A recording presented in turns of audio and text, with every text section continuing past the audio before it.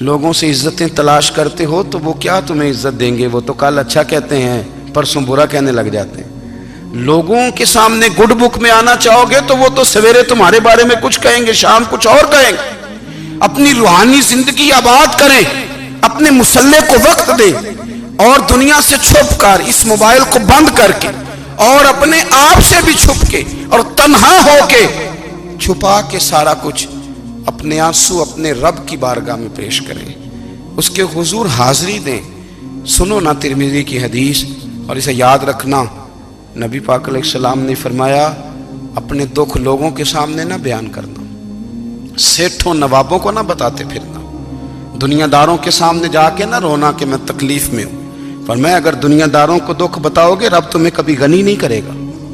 اور لوگ ہیں کہ الٹا مذاق اڑائیں گے آپ کی، جس سے بڑی پکی یاری ہے نا، پکی، وہ تب تک پکی ہے جب تک آپ نے 50,000 مانگا نہیں، اور جس وقت آپ نے کہہ دیا کہ میں مجبور ہوں میری مدد کر، تو پھر ختم ہو گئی دوستی۔ لوگوں کی تعلقات آپ کے ساتھ تب تک ہیں جب تک آپ ان سے کوئی ضرورت وابستہ نہیں کرتے۔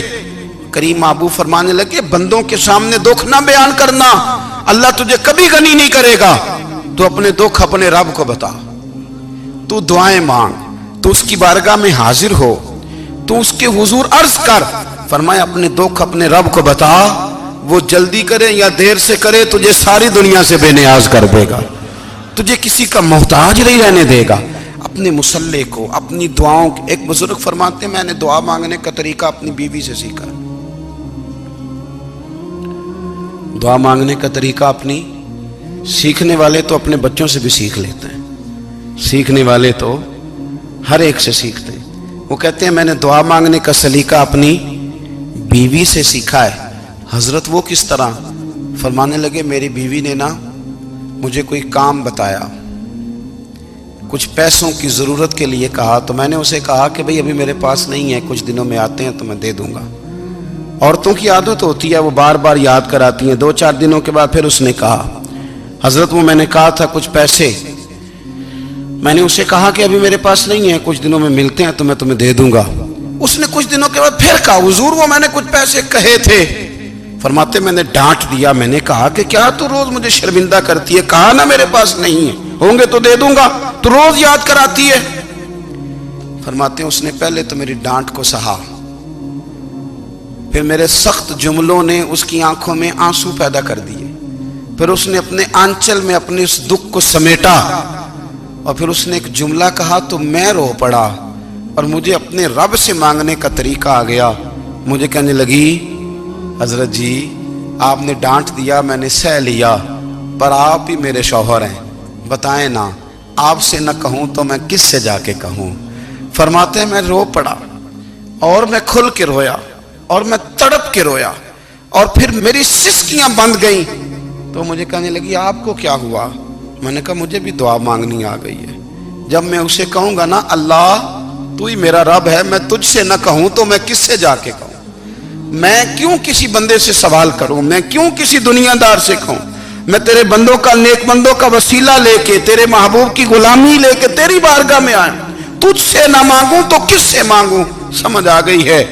جب میں اس رنگ میں مانگوں گا تو پھر رب میرے اوپر بڑا ہی فضل فرمائے گا، وہ میرے اوپر بڑی رحمت کرے گا، وہ میرے لیے آسانیاں کرے گا۔ عزیز دوستو، ہم اس طرح کرنے لگ گئے ہیں کہ ہم نے نا اپنے تعلقات پر اعتماد کرنا شروع کر دیا ہے۔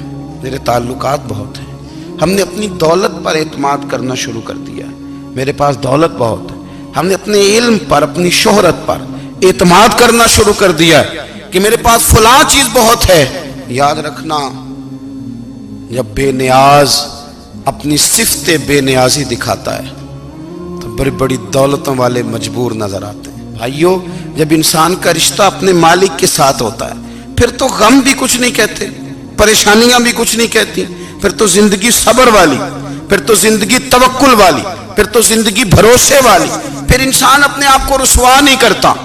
دنیا داروں سے امیدیں اس کی ختم ہو جاتی، امیدیں اللہ رسول سے لگا لیتا ہے، مضبوط ہو جاتا ہے، مضبوط، طاقتور ہو جاتا ہے، خوددار ہو جاتا ہے، باوقار باعزت ہو جاتا ہے۔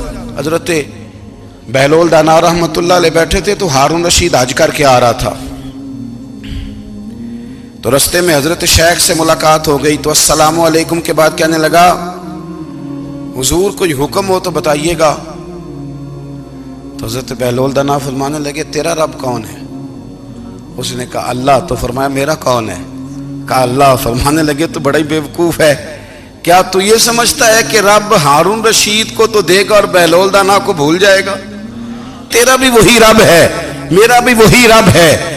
اس نے اگر تجھے دے کے آزمایا ہے تو ہو سکتا ہے مجھے نہ دے کے آزما رہا ہو. جب اس کی حکمت کے تقاضے ہوں گے تو عطا کرے گا اور دے گا. تو جا اپنا کام کر. بھائی اپنی روحانی زندگی، اپنی عبادات، اپنے وظائف، اپنے روزمرہ کے معاملات، اپنی دعائیں، اپنا استغفار. دیکھو کوئی مشکل کام تو نہیں 2 رکوع ہیں سورہ واقعہ کہ اگر رات کو پڑھ لی جائے تو. میں کس طرح یہ بات بیان کروں کہ تعویذ بانٹنا آسان ہے اور وظیفہ بتانا مشکل ہے. سارا دن تعویذ بانٹیں تو لوگ لینے کو تیار ہیں، اور اگر آپ وظیفہ بتائیں تو کہتے ہیں تو مشکل کام ہے. او خدا کے بندے، اگر آپ کا تعلق قرآن پاک کے ساتھ مضبوط ہو، قرآن پاک کے ساتھ اگر آپ کا رشتہ ہو، لوگ سفارشیں ڈھونڈتے ہیں نا دنیا میں، کوئی تعلق مل جائے تو میرا کام ہو جائے. دنیا میں اتنا مشکل معاملہ ہے، آخرت میں مجھے بتائیے گا کتنا مشکل معاملہ ہوگا. میرے نبی پاک صلی اللہ تعالی علیہ وسلم نے فرمایا جو لوگ سورہ ملک پڑھا کرتے تھے نا، سورہ ملک، یہ سورت ملک قیامت میں ان کی سفارش کرے گی، اور اس طرح کرے گی کہ کہے گی اے اللہ یہاں اس بندے کو جنت میں داخل کر دے یا مجھے قرآن پاک سے علیحدہ کر دے. تو رب فرمائے گا جا اس کا دامن تھام کے اسے جنت تک پہنچایا. آپ بات کو سمجھیں، جب آپ کے تعلقات اپنے معاملات کے ساتھ مضبوط ہوں گے. یہ نبی کریم نے وعدہ کیا ہے کہ تو سورت واقعہ پڑھ تیرے گھر میں فاقہ نہیں آئے گا. حضرت عبداللہ ابن مسعود رضی اللہ تعالیٰ عنہ بیمار تھے تو حضرت عثمان غنی رضی اللہ تعالیٰ عنہ تیمارداری کے لیے تشریف لے گئے اور جا کر کے کہا کہ آپ بڑے بیمار ہیں، آپ کی بیٹیاں زیادہ ہیں، میں چاہتا ہوں کہ خزانے میں سے کچھ مدد کروں. تو سیدنا عبداللہ ابن مسعود رضی اللہ تعالیٰ عنہ اٹھ کے بیٹھ گئے اور کہنے لگے امیر المومنین، اللہ آپ کو میری طرف سے، میری بیٹیوں کی طرف سے بہتر صلہ دے. میری بیٹیوں کو کسی خزانے کی ضرورت نہیں، میں نے انہیں خزانہ دے دیا ہے. کہا جناب آپ نے کون سا خزانہ دیا ہے، میں آپ کے مالی معاملات کو جانتا ہوں. تو فرمانے لگے امیر المومنین، میرے نبی کریم نے فرمایا ہے جو سورت واقعہ پڑھے اسے کبھی فاقہ نہیں آتا. میں نے بیٹیوں کو یاد کرا دی ہے، یہ خزانہ میں نے انہیں دے دیا ہے. وہ سارے والدین سنیں جو بیٹیوں کے لیے پریشان رہتے. حضرت عبداللہ ابن مسعود نصیحت کر رہے ہیں، فرمانے لگے میں نے سورت واقعہ یاد بھی کرا دی ہے، پڑھنے کی عادت بھی ڈال دی ہے. حضور نے فرمایا ہے جو سورت واقعہ پڑھے اسے فاقہ نہیں آتا. کہنے لگے چاند تو اپنی جگہ چھوڑ سکتا ہے، سورج گر سکتا ہے، تارے ٹوٹ سکتے ہیں، پر مدینے والے رسول کی بات غلط نہیں ہو سکتی. حضور نے فرمایا فاقہ نہیں آئے گا تو انشاءاللہ کبھی بھی نہیں آئے گا. کرنے کا کام یہ ہے کہ ہم اپنے معاملات، اپنی عبادات، اپنی دعائیں، کبھی 10 منٹ عادت ہو جائے نا دعا مانگنے کی علیحدہ سے رات کو. حضور نے فرمایا جو فرض نماز کے بعد دعا مانگے اللہ اس کی قبول کر لیتا ہے. نبی پاک صلی اللہ تعالی علیہ وسلم نے فرمایا اللہ مسافر کی دعا قبول فرماتا ہے. حضور نے فرمایا اللہ مظلوم کی دعا قبول فرماتا ہے. حضور نے فرمایا بیمار سے دعا کراؤ اللہ اس کی دعا قبول فرماتا ہے. میرے نبی پاک نے فرمایا ماں باپ جب بھی اولاد کے لیے ہاتھ اٹھائیں، ویسے تے بلے شاہ تو آسمانی اڈ دیا ہی پھڑ دیں، جڑا گھر بیٹھا انہوں بڑھیا ہی نہیں. حضور فرمانے لگے ماں باپ جب بھی اولاد کے لیے دعا فرمائیں اللہ ان کی دعا کو قبول کرتا ہے. آپ اپنا تعلق بنائیں دعا کے ساتھ، عبادت کے ساتھ، مصلی کے ساتھ رشتہ بنائیں، استغفار پڑھیں. صلاح الدین ایوبی صلیبی جنگوں میں تھے، رات کو مسجد اقصیٰ میں نماز پڑھی تو پریشان تھے. ایک بزرگ سے ملاقات ہوئی تو وہ کہنے لگے کہ آپ بڑے پریشان ہیں. کہنے لگے حضور پریشان اس لیے ہوں کہ پہلے ہی مسلمان کمزور ہے، اب میں نے سنا ہے دشمن کا ایک بحری بیڑا وہ جنگی سامان سے بھرا ہوا آ رہا ہے، تو اب ان کے پاس اور تلواریں اور نیزے آ جائیں گے، مسلمانوں کے پاس پہلے ہی وسائل کی کمی ہے، پریشان ہو کس طرح کر کے مقابلہ کریں گے. یہ بات کہتے ہی صلاح الدین ایوبی نے بزرگوں سے کہا حضور آپ بھی دعا کرنا، دعا کی بڑی طاقت ہے. میرے نبی پاک نے فرمایا دعا مومن کا ہتھیار ہے، دعا مومن کا، دعا مومن کا۔ حضور نے فرمایا تقدیر کو سوائے دعا کے کوئی چیز نہیں بدل سکتی، دعا مومن کا ہتھیار ہے، یہ کافر کے پاس کوئی نہیں، یہ ہتھیار ہے مومن کا۔ اللہ کرے آپ کو سمجھ آئے، پھر سنیں، کئی بار کہہ چکا ہوں یہ ہتھیار ہے۔ کافر کے مقابلے میں جو تیرے پاس سب سے بڑا ہتھیار ہے وہ دعا ہے۔ دعائیں کرانی چھوڑ دی، کرنی چھوڑ دی، لینی چھوڑ دی۔ حضرت سیدنا انس بن مالک رضی اللہ تعالیٰ عنہ فرمایا کرتے تھے، میں نے وہ رنگ دیکھا ہے جب حضور دعا مانگتے تھے اور حضور کی مقدس آنکھوں میں آنسو بھی ساتھ ہی بہا کرتے تھے، میں نے وہ انداز دیکھا ہے۔ تو صلاح الدین ایوبی بزرگ سے کہنے لگے آپ بھی دعا کیجیے، اور خود رونے لگے اور سر سجدے میں رکھ کے رونے لگے، اور عشاء سے لے کر فجر تک روئے، خوب روئے۔ صبح وہ بزرگ آئے تو صلاح الدین ایوبی کا خوبصورت اور ہنستا ہوا چہرہ دیکھا، کہنے لگے آپ بڑے خوش ہیں، رات تو میں نے بڑے روتے ہوئے دیکھا تھا۔ تو کہنے لگے حضور وہ جو بحری بیڑا آ رہا تھا نا وہ پانی میں ڈوب گیا ہے، اب وہ نہیں آ رہا، ابھی خبر آئی ہے تو میں بڑا خوش ہوں۔ بزرگ کہنے لگے اٹھ سینے سے لگ، اور سن ایک بات، وہ بحری بیڑا پانی میں نہیں ڈوبا، وہ تیرے آنسوؤں میں ڈوب گیا ہے۔ وہ جو تو رات رویا ہے نا رب کریم کی بارگاہ میں، تو وہ ڈوب گیا ہے۔ حضرت عائشہ صدیقہ رضی اللہ تعالیٰ عنہ فرماتی ہیں ایک عورت تھی اور اسے نبی پاک صلی اللہ تعالیٰ علیہ وسلم نے نا وہ کلمہ پڑھ کے مسلمان ہوئی، مدینہ طیبہ آ گئی، تو حضور نے مسجد نبوی شریف میں اس کے لیے مکان، ایک سادہ سا کمرہ ساتھ مسجد کے بنوا دیا، وہیں رہنے لگی۔ اکثر وہ سیدہ طیبہ کے پاس آتی تو حضرت عائشہ صدیقہ رضی اللہ تعالیٰ عنہ فرماتی ہیں وہ بڑی باتیں سناتی اور آخر میں کہتی وہ ہار والا دن بھی بڑا عجیب دن تھا، اور میرے رب کی قدرتوں کا دن تھا، وہ بھی بڑا عجیب دن تھا۔ سیدہ عائشہ صدیقہ رضی اللہ تعالیٰ عنہ ایک دن فرمانے لگی کہ تو ہار والے دن کا بڑا ذکر کرتی ہے، وہ کیا دن تھا؟ تو خاتون کہنے لگی اماں جی وہ دن تھا جب میرے رب پر بھروسہ اور مضبوط ہو گیا، جس دن میرا اپنے رب پر توکل اور بڑھا، میرے ایمان میں یقین میں اور پختگی آئی۔ کہنے لگی میں ایک گھر کی کنیز تھی، نوکرانی تھی، اس گھر میں ایک بچی تھی جس کے پاس سونے چاندی ہیرے جواہرات کا ہار تھا۔ اس زمانے میں نا چمڑے کے اوپر لوگ ہیرے جواہرات لگاتے تھے، کئی دفعہ سرخ رنگ کے چمڑے پہ لگائے جاتے تھے، وہ بچی پہنتی تھی۔ تو کہتی ہیں وہ بچی کے اس نے اتار کے رکھا یا اس سے گرا وہ ہار، تو چیل اسے اٹھا کے لے گئی گوشت سمجھ کے، اور میرے سامنے اٹھا کے لے گئی۔ گھر والوں نے مجھ سے پوچھا، یہ بخاری میں موجود ہے، گھر والوں نے پوچھا مجھ سے کہ وہ ہار کہاں ہے، تو میں نے کہا چیل اٹھا کے لے گئی۔ گھر میں کچھ چوری ہو جائے تو سب سے پہلا الزام کس پہ لگتا ہے؟ ملازمین پہ۔ کہتے انہوں نے مجھے بڑا مارا، بڑی تکلیف تھی، حتیٰ کہ میری شرمگاہ تک کی تلاشی لی، میری عزت اتنی خراب کی میں بتا نہیں سکتی۔ میں نے اپنی زندگی میں ایک واقعہ دیکھا، ایک امیر گھر میں چوری ہو گئی، ملازم کو اتنا مارا کہ وہ چارپائی پہ پڑ گیا، پولیس والوں سے اتنی مار پروائی گئی کہ وہ بیچارہ چارپائی پہ پڑ گیا، اور پھر وہ اتنا بیمار ہوا اور کچھ دنوں کے بعد پتہ چل گیا کہ چور تو اپنا بیٹا ہے ان کا، پھر اس کا انتقال ہو گیا۔ اب وہ سیٹھ صاحب اور گھر والے آ کے نا مرنے والے کے کان میں معافیاں مانگ رہے ہیں، کان میں۔ تو میں نے ان سے پھر کہا تھا کہ یہ تو اب چلا گیا ہے، تمہارا زور چلتا تھا نا، تو تم نے قانون خریدا اور تم نے اسے جتنا ہو سکا تم نے اسے مار پڑوائی، تمہارے پاس جو عدالتیں تھیں تم نے وہاں کارروائی کی، اب ایک عدالت قیامت کے دن لگے گی۔ یہ کمزور تھا نا، کچھ کر نہیں سکا۔ میرے نبی پاک صلی اللہ علیہ وسلم نے فرمایا سن لو، اگر سینگ والی بکری نے بغیر سینگ والی بکری کو تکلیف دی ہوگی نا تو قیامت کے دن اسے بھی بدلہ دینا پڑے گا، کہ تیرے پاس سینگ تھے اور تو نے اسے مارا تھا۔ وہ خاتون عرض کرتی ہے سیدہ عائشہ کی خدمت میں کہ مجھے بڑا مارا، مجھے تکلیف دی، میں کہہ رہی تھی کہ میرے سامنے چیل لے گئی ہے پر وہ نہیں مان رہے تھے، اماں جی انہوں نے مجھے بڑا مارا۔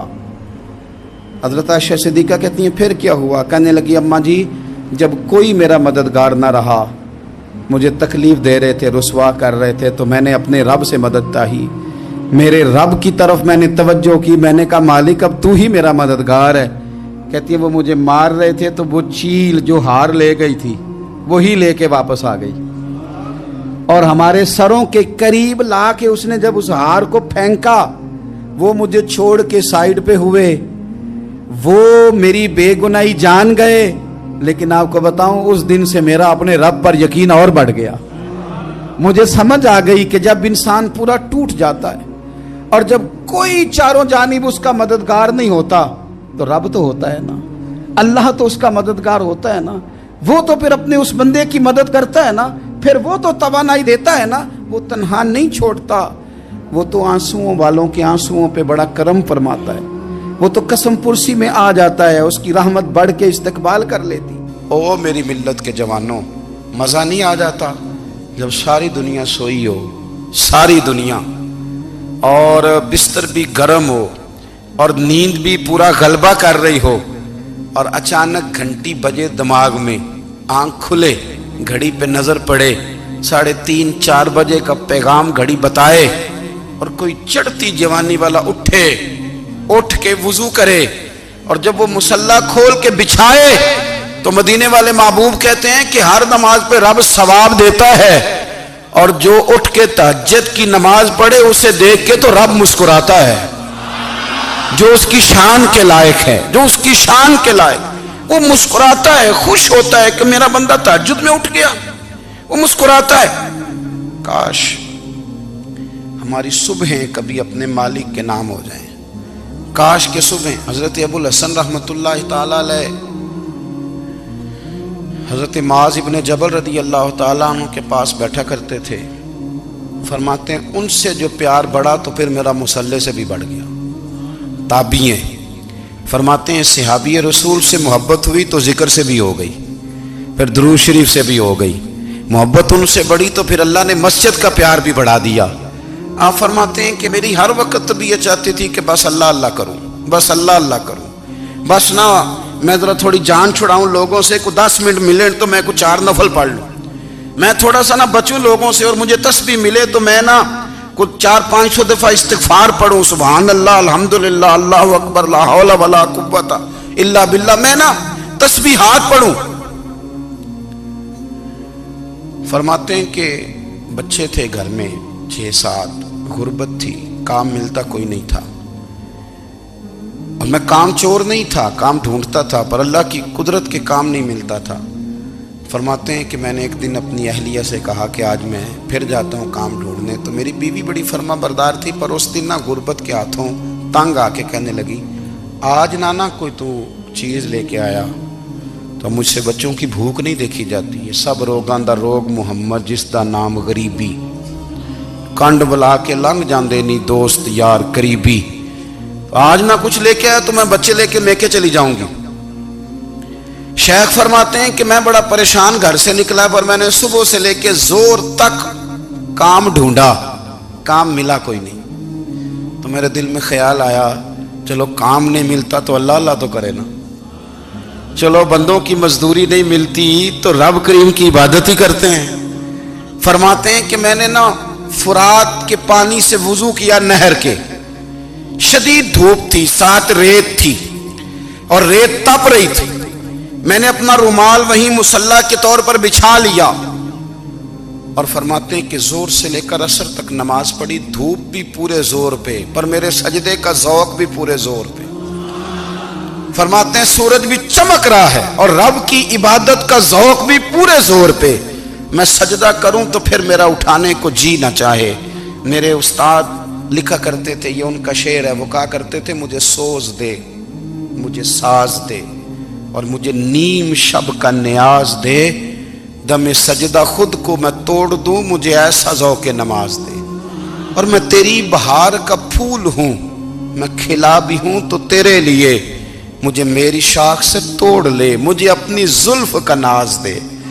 भाई फरमाते हैं कि असर तक मैंने नफल पढ़े, दिल ढलने लगा, असर की नमाज पढ़ी और मैं वहां से चला।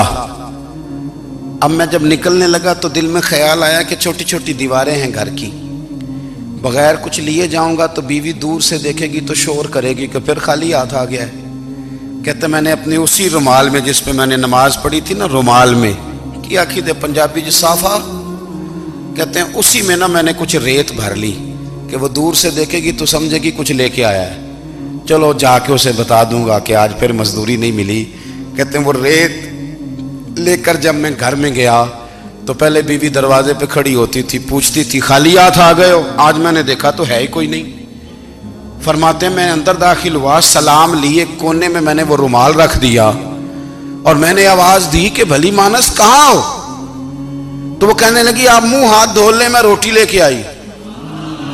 मैंने कहा रोटी कहां से आ गई? यहां तो कई दिनों के फाके, तो कई दिनों की गुर्बत है, यहां तो इस घर में तो फकीरी है। फरमाते हैं कि वो रोटी लेके आई और उस वक़्त की जो मौजूदा नेमतें थी, समझ ले सलाद अचार हर चीज साथ लाई। मैंने कहा कि बच्चे कहाँ गए? कहने लगी वो खाना खा के खेलने गए, आप खाना खा लें आ जाते। खाना उसने चुन दिया। मैंने हैरत अंगेज लहजे में सारी नेमतें अपने दस्तरखान पे देख करके बीवी से पूछा ये कहां से आया खाना? बच्चों को तूने कहां से खाना खिलाया? ये सारा कुछ कैसा है? तो कहने लगी पता नहीं आज आप किस करीम की मजदूरी करने चले गए थे, पता नहीं किस करीम की, मेरे घर में तो इतनी नेमतें आई हैं कि मुझसे संभाली नहीं जा रही, इतना अनाज है, इतना गंदुम है, किस करीम के दरवाजे आज चले गए थे? ये कहते कहते वो उठी और उठ करके कहने लगी पहले बड़ा कुछ आया था, अब क्या ले आए हो? और जा करके ना उसने वो रेत वाला रुमाल खोला। कहने लगे मैं तो लेके आया था रेत, तो मेरे रब ने उसे भी सोने और हीरे बना दिया था। जब आपकी तवज्जो अल्लाह की जानी, मेरे नबी पाक सल्लल्लाहु ताला अलैहि वसल्लम ने फरमाया हर चीज अपने रब से मांग, हर चीज मांग, हर चीज मांग। या रसूलल्लाह क्या कुछ? मेरे महबूब ने फरमाया तेरे घर में नमक भी खत्म हो जाए तो वो भी अपने रब से मांगा कर। तू मांगना, वो तुझे देगा, तो उसकी बारगाह में कशकोले तलब दराज तो करना। और तिरमिजी शरीफ में अजीब लफ्ज है, रसूल कायनात ने फरमाया, रब करीम फरमाता है जब मेरा बंदा हाथ उठाता है ना तो मुझे हया आती है कि मैं खाली कैसे लौटा दूं इसके।